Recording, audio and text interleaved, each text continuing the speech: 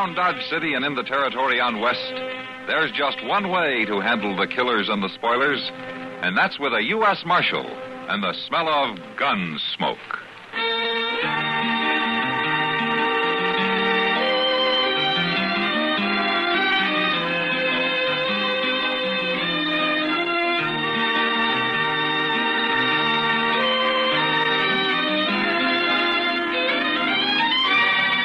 Gunsmoke, starring William Conrad. The story of the violence that moved west with young America. And the story of a man who moved with it. I'm that man. Matt Dillon, United States Marshal. The first man they look for and the last they want to meet. It's a chancy job, and it makes a man watchful. And a little lonely.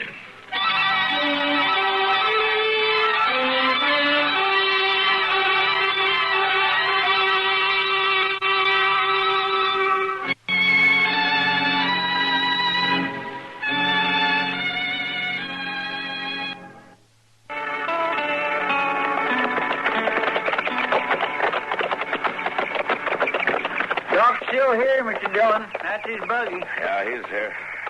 It's a good thing, too. Sure do hope she ain't bad hurt. So do I, Chester. That you, Matt? Yeah, Doc. Screens unhooked. Come on into the bedroom. All right. In here, Matt. Ah, good. See if you can talk some sense into this cantankerous old lady. Well, I've known her for some years, and I've never been able to yet. How do you feel, Miss Larkin? Good enough to get up and get on with my chores, but this broken-winded old veterinary claims I got to stay in bed for a week. Well, Doc's right sometimes, just by the law of averages. Oh, Mrs. Larkin, What have you been up to, Miss Larkin? Going in for bulldogging steers at your age? Oh, just a piddling little old accident. And the way you and Doc and Chester come running out here, you'd think you was all in my will. Well, you mean we ain't in it, man? Chester, it wouldn't do you no good if you was. I ain't going no place. I've got another good 20 years in me yet. Well, if you go around rustling steers, you haven't. How'd it happen?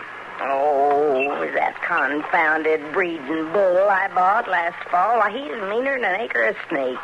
Charges anything that moves. Can't even turn him onto the range. I have to keep him in a special built corral. Well, that was a darn fool thing to do, getting in there at all. I got about halfway across corral when that dad-blamed critter tossed his head and jerked his nose ring out of the hook. He saw me moving, so he come for me. Lonnie'd been wearing his gun, he'd have shot him. And thanks the Lord he wasn't. I got a lot of money tied up in that bull. Your life ought to be worth a little something, you know. Well, I still got it.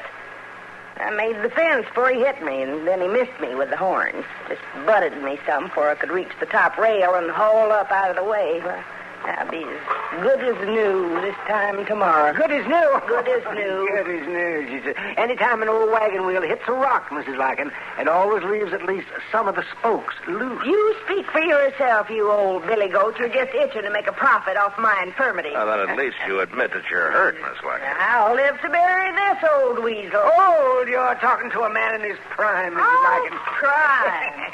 Well, I'm going to fetch some liniment out of the buggy. Now, don't you wallow around and loosen those bandages. You got a busted rib, young lady. It's cracked some, maybe, but it ain't busted. Oh, he's a good doctor, confound him. But I sure enjoy plaguing him. Well, Doc does some of that himself, Miss Larkin. Tell me how things been going around the place. Oh, they couldn't be better, Marshal. Except for this morning, of course, and that other little accident a couple of weeks ago. No, what other accident? Oh, a saddle girth broke on me, and I got sewed up in the North Meadow. No? Wasn't nothing, really. Way it turned out, I lit on my feet, as usual. I'm pretty spry for an old woman. You're pretty lucky, too. I am lucky, Marshal. Things seem to work out for me, like Lonnie Wells riding in here and asking for a job. Oh, the day he come, I was just about at the end of my rope. How long's Lonnie been with you now? 5.5 months. And he's made it seem like a different world. After Ed died, I could go on because I still had my son. But 3 years ago, you remember, he was took from me, too. Yeah, I remember. Without little Dan, I just didn't have no heart to go on living. Then Lonnie come. He straighter took his place. Miss Larkin, where'd Lonnie come from? Oh, Texas, somewhere. Oh, he's a fine boy, Marshal. Just the age little Dan has been. Oh, he's like another son to me. Not just a hard hand. He's... Miss Larkin, you sure you're feeling all right? Yeah. I reckon I'm shook up more than I knew.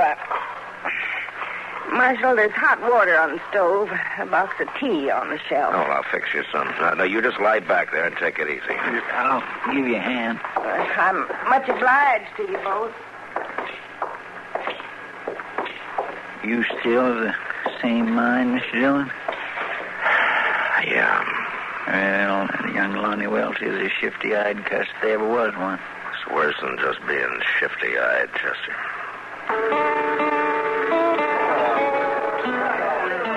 Matt? Yeah. I want something real bad. Sure, lots of time. What do you want? That's the crazy part. I don't even know. No? Just something. Something I don't have, I guess. Couldn't be spring fever, could it? It might. Except I felt the same way in the fall. Sometimes I think it's this country out here, Matt. The prairie. So what do you mean? It's just so darn big, fancy. You know what I mean? Yeah, I think so. You feel so alone. Like something's lacking in you. So you try to fit things in. Things or people or something. Yeah, I know. Matter of fact, I know an old woman who's doing that right now. She's trying to find a substitute for her dead son. Who's that? Liz Larkin, out west of town. Oh, with Lonnie Welch, you mean? Well, he's sitting over there in that poker game right now. Yeah, I've been watching him. He throws money around pretty free for a hired ranch hand, doesn't he? The way I hear it, she gives him all the money he wants. Yeah, but maybe not as fast as he wants. What do you mean, Matt? Well, early last month, Mr. Bodkin over at the bank came and told me that Ms. Larkin had been in and made a will. She's leaving everything she's got to Lonnie. Oh, no. Yeah, I felt the same way. Even more so after she'd had a couple of close calls. Accidents, supposedly. Oh, well, Matt, something ought to be done. Well, you can't hang a man on a hunch, especially when he hasn't done it yet. Well, yeah, but there's got to be something. Well, I've been figuring on talking to him. Matter of fact, I think I'll do it right now. Yeah. I'll see you a little later, Kitty. Yeah, sure, Matt. A man's luck can't run bad forever. I reckon I'll stay in and raise another $5. You mind holding up this hand for a couple of minutes, boys? Oh, what's up, Marshal? What's the trouble, Marshal? Poker against the law now in Dodge? No. I just want to talk to you for a minute, Lonnie. You asking or ordering? Come on, let's take a walk, huh? Sure, why not? A man's a mind for talk, I'll oblige him. Just leave everything laid, gents, right there on the table. Getting this kind of personal attention is liable to flatter a man some, Marshal. Yeah, sure. We're right handy to the bar. I'll be glad to buy you a drink. Lonnie, where did you come from before you hit Dodge? Oh, here and there. Why? Ever been in Virginia City? Not as far as I recollect. I think you better think again. I put out some bulletins a while back, and the only answer I got's from Virginia City. That's so? Seems you were working a silver claim with a partner named Pete Ryder until he turned up murdered one day. They must have mentioned something about the jury acquitting me on that, didn't they? Yeah. Lack of evidence. Well, in that case, I reckon I'll... Just a minute. You got something else in mind? Yeah, I have. I want you to know that I'd figure it was real suspicious if Ms. Larkin was to die suddenly by accident. Like yesterday with that bull. Now, look, that bull's a born killer, Marshal. You don't think I trained him, do you? No, I think you let Miss Larkin go out in the middle of the corral and then turned him loose. And you told Mrs. Larkin that, too, didn't you? I did. Yeah, she told me.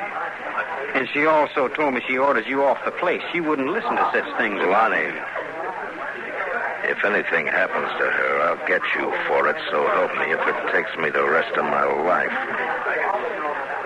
I'll see you around, Marshal.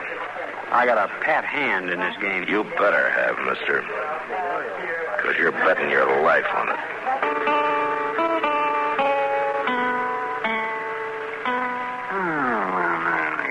Doggone it, Matt. There's just no sense to the way you play checkers. Why do you say that, Doc? Well, you make some of the darnest moves I've ever... Well, you're worse than Chester. No?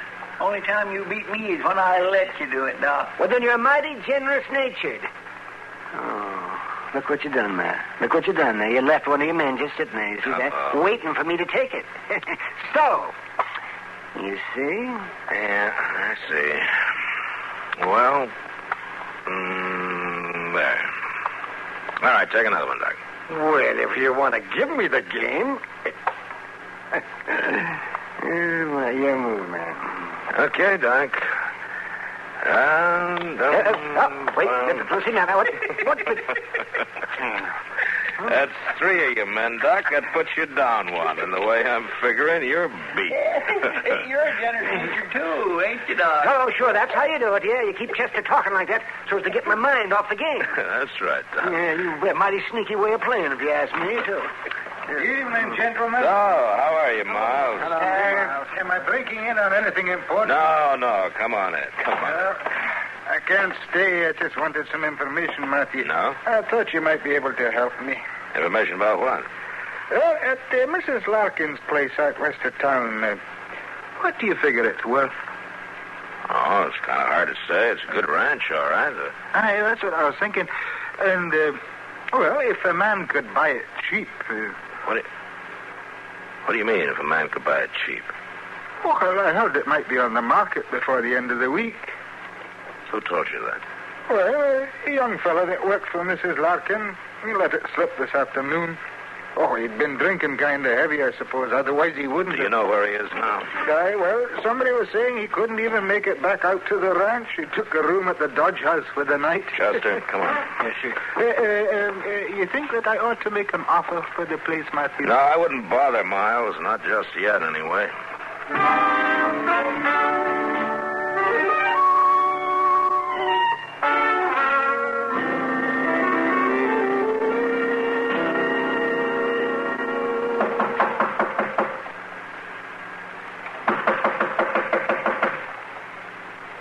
He sure is dead to the world, Mr. Dillon. Yeah. Blind drunk, the clerk said. Didn't want to be disturbed before noon tomorrow. Well, he's gonna be disturbed. Give me that pass key, Chester. Here you are. Thanks. I bet he's going to be mad on a wet hand being dragged out of bed this way. Yeah, I'll bet he is. See if you can find the lamp and get it lit, huh? Yes, sir. Must be over here on the bureau. Mr. Dillon, look, he ain't here. And that bed hasn't even been slept in. And the window's standing wide open. He could have went out of it. Yeah. Well, he's got a good start on us, Chester. Come on, let's get moving.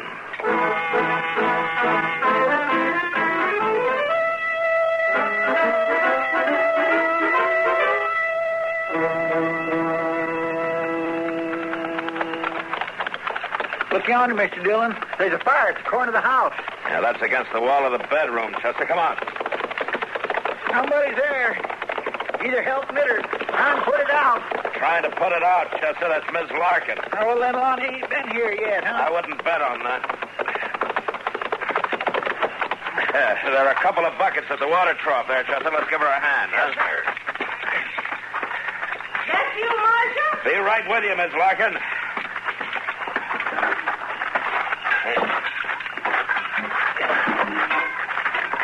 All right, you ready, Chester? Let's go.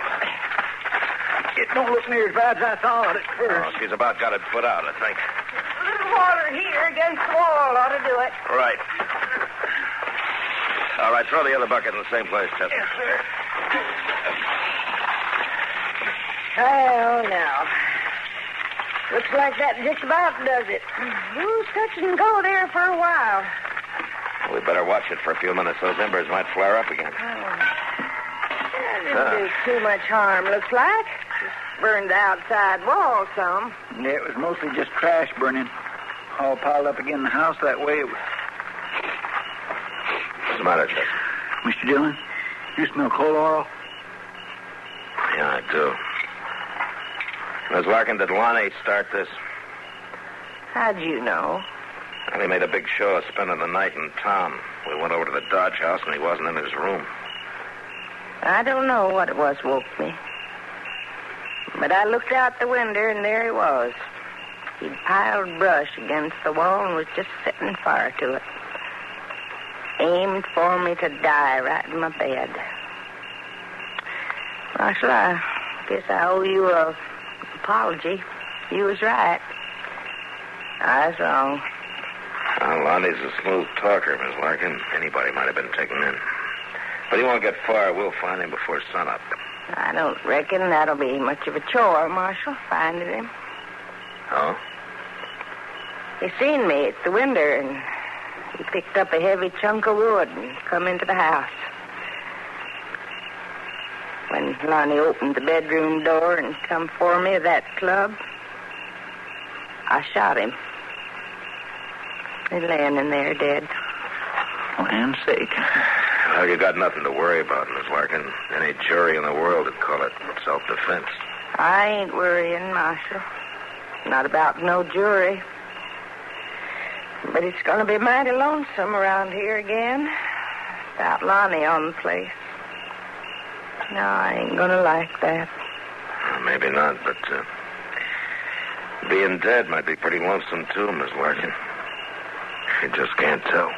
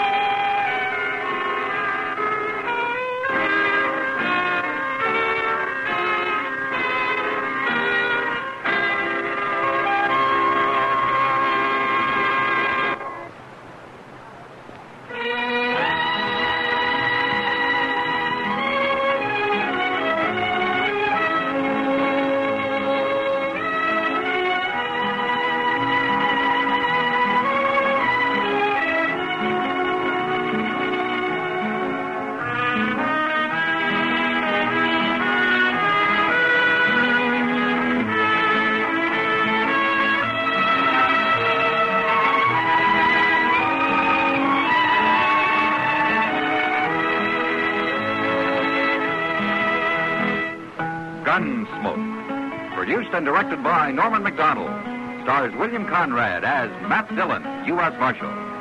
Featured in the cast were Parley Bear as Chester, Howard McNear as Doc, and Georgia Ellis as Kitty. George Walsh speaking.